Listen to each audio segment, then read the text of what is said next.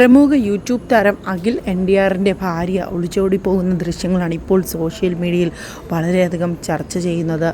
YouTube താരമായ content ക്രിയേറ്ററായ Akhil NTR ഈ അടുത്തായിരുന്നു വിവാഹം കഴിഞ്ഞത്. 2024 നവംബറിലായിരുന്നു ഇരുവരുടെയും വിവാഹം. ഇപ്പോൾ ഇത് സോഷ്യൽ മീഡിയയിൽ നിറഞ്ഞു നിൽക്കുന്നൊരു വാർത്തയാണ്. അഖിൽ NTRൻ്റെ ഭാര്യയായിരുന്ന മേഘ ഒരു ബസ്സിലെ കണ്ടക്ടറിനോടൊപ്പം ഒളിച്ചോടിപ്പോയി എന്ന വാർത്തയാണ് ഇപ്പോൾ സോഷ്യൽ മീഡിയയിൽ നിറഞ്ഞു നിൽക്കുന്നത്.